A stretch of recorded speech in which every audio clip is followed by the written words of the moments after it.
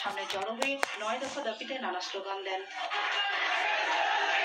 অভিভাবক সমাজ, শিক্ষক সমাজ ও নাগরিক সমাজ সিলেট কেন্দ্রীয় শহীদ মিনারে আলাদা আলাদা মানববন্ধন করেছে। সেখানে সকল হত্যাকাণ্ডের বিচার, গ্রেফতারকৃত শিক্ষার্থীদের মুক্তি ও সকল শিক্ষা প্রতিষ্ঠান খুলে দেওয়ার দাবি জানানো হয়। শরীয়তপুরে বিক্ষোভ মিছিল ও মানববন্ধন কর্মসূচি পালন করেছে বেসরকারি জেডএস শিকদার বিজ্ঞান ও প্রযুক্তি বিশ্ববিদ্যালয়ের শিক্ষার্থীরা।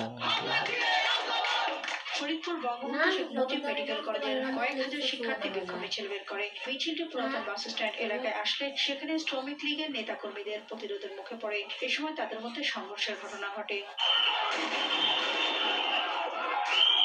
চাঁদপুর সরকারি কলেজের সামনে থেকে বৈষম্য বিরোধী ছাত্র আন্দোলনকারীরা মিছিল নিয়ে বের হলে পুলিশের বাধার মুখে পড়ে। পরে পুলিশের বাধা উপেক্ষা করে বৃষ্টিতে ভিজে বিক্ষোভ মিছিল করেন তারা।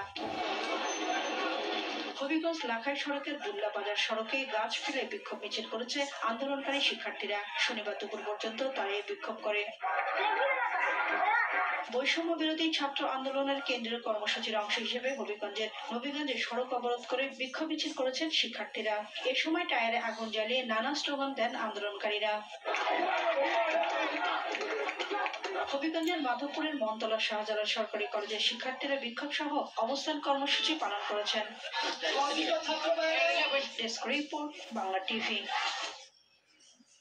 দিনের বাংলা এবার একটা বিরতি, ফিরে আসা করুন খবরের সাথে।